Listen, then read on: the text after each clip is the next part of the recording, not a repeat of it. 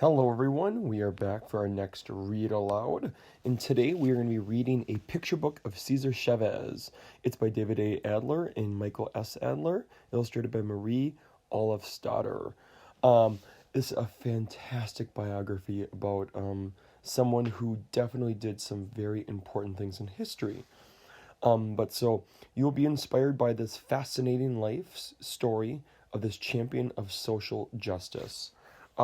Social justice is all about doing what's right for other people. Probably the biggest connection you would have would be Martin Luther King Jr.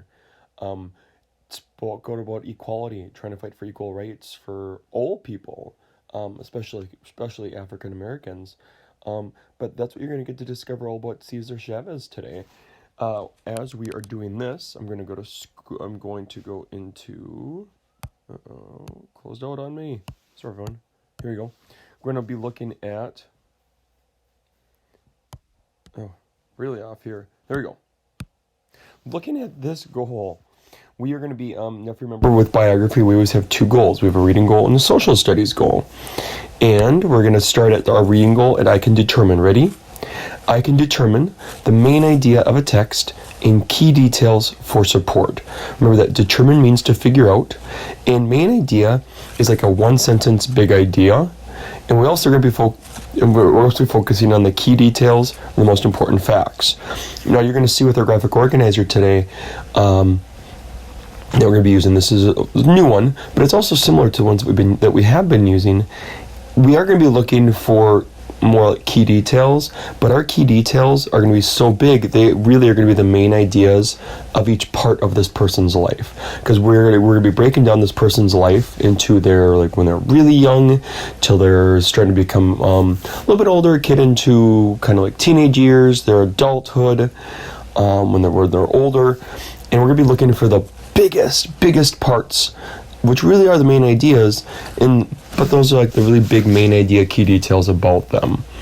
And then as we're doing that, we're going to be using all of this to do our social studies goal. So let's read it. I can explain. Ready? I can explain how specific or certain people, like Cesar Chavez, have done important actions or things to help change the world around them in history. So past events. Make sure I'm not going to lose my book here. So I'm going to show you now what we're going to be doing today in Schoology. So we are in Biography, Lesson 11, which you've already opened, Conflicts and Struggles. So you do not have a Step 1, because I'm doing Step 1 right now, it's the video. You are going to be doing Step 2. Step 2, after you're all done listening to my story, there's going to be a discussion board question. You're going to answer it, and then you're going to comment on at least one other person's discussion board comment. Answer. I should say you're going to answer it, and then you're going to make a comment on somebody else's answer. Like a good, positive, appropriate comment about just what you thought about their thinking. But right now I'm going to be opening Notability. And we are going to be looking at this note taker. So it's called Biography, Conflict, and Struggle Note Taker. So you're going to see there's 5 sections. It's kind of similar to the ones we have been using, but this one we're going to be focusing really on conflict and struggle. And remember that the word conflict and struggle means like problems, or like the big issues. Make sure I'm not going to lose my book here. All right. So time periods. What were the struggles or conflicts from a person in their very early life? So like when they're really, really young. And right now, before I even do anything, because I always like to send this to Notability, I was just getting excited about talking about our new graphic organizer.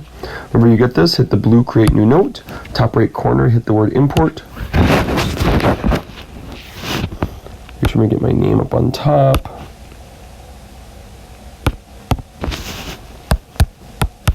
Mr. Johnson. Here we go. So, right here, the word conflict and struggle, that really means problem. So what are their big problems? And so just as I was saying, early life is when they're very young. And then we'll be looking at what were the conflict and struggles for my person in their, or for the struggles or conflicts for my person in their childhood or youth. So when they're just, really when they're kids.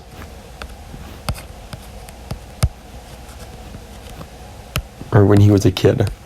What were the struggles or conflicts for my person in their adulthood?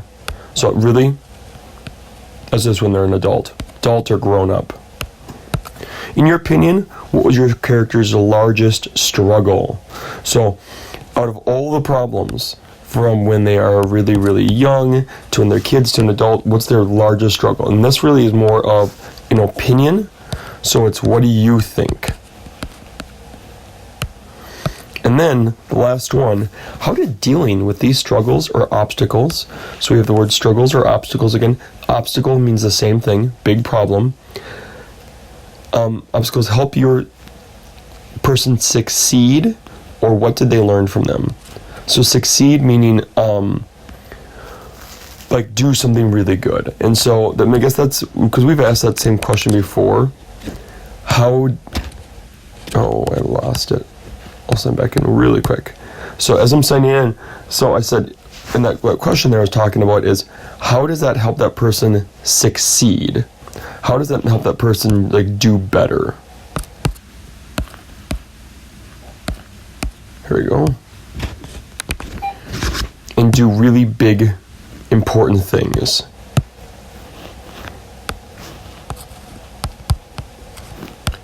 So just thinking about this person had to go through all of these conflicts, all of these struggles, and what was actually good about that? Even though they had to go through had all these problems, what was a positive good thing about that?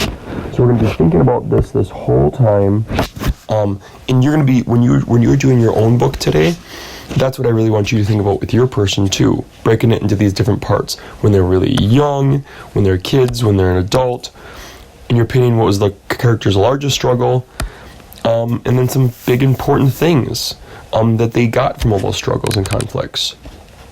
But we'll definitely start reading his kind of young to his childhood. So a picture book of Cesar Chavez. As a child, Cesar Chavez traveled with his family from one farm to the next to pick beans, broccoli, lettuce, and other crops. After a day in the fields, his back often ached. His hands were sore, yet Chavez and others who helped put food on Americans' tables often had no tables of their own, no real homes. Later, Cesar Chavez would lead the fight for better pay, working conditions, and health care for families such as his. So we're already kind of getting to see here, as a young child, he was a farmer, and his family were farmers, but it sounds like they had some struggles when he was growing up, and that's what you can see. Later, he would lead the fight for better pay, working conditions, and health care for families such as his. Cesar Chavez was born on March 31st, 1927, near Yuma, Arizona. His parents, Librado and Juana Chavez, were farmers. Cesar was the second of their 5 children.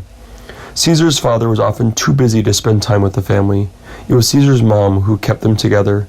She told her children stories. She taught them values and many proverbs, such as, "What you do to others, others do to you."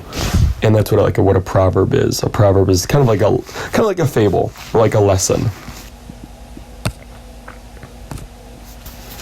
Cesar woke up early each morning and did the usual farm chores. He carried water from the nearby canal, fed the animals, and gathered eggs. Then he went to school.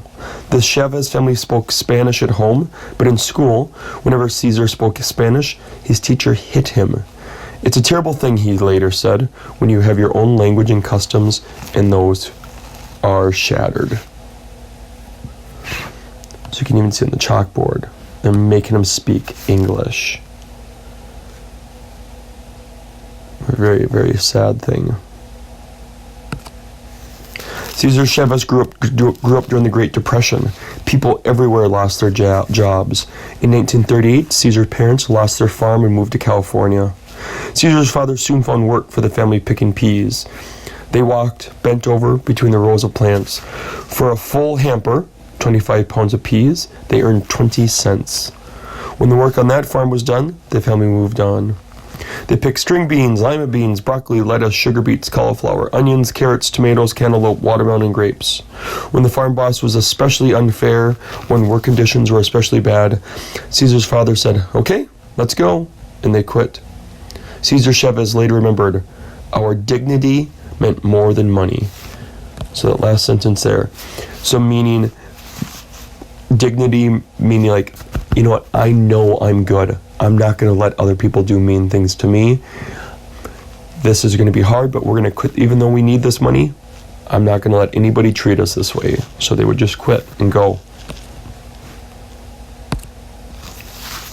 The Chavez family, like many others, had no real home.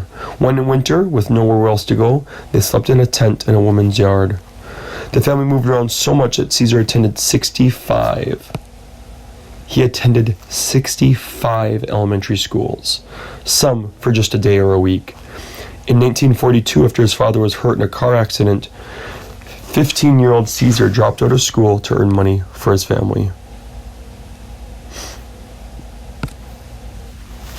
In 1944, in the midst of World War II, Cesar Chavez enlisted in the U.S. Navy.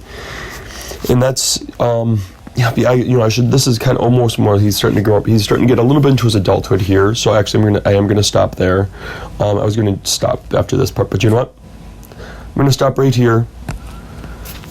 Right here, this is almost like a good point in between his, because especially after like he had to quit school and now he's starting to work to support his family. It almost is a good point because now he kind of is done being a kid. He is now having to earn the money for his family. So now he really is becoming an adult here. So in 1942, after his father was hurt in a car accident, 15-year-old Caesar dropped out of school to earn money for his family. So going back to the graphic organizer, I want you just to think about, okay, what were his struggles or conflicts in the early life, really young life, and then what are struggles or conflicts for the person when he is just a kid. So think about what would you put there. And for your own graphic organizer, we're going to try to get 2 to 3 key details for each of these boxes. You have to get at least 1 in each one, but our goal is to get 2 or 3. So just think about that, and then we'll rejoin.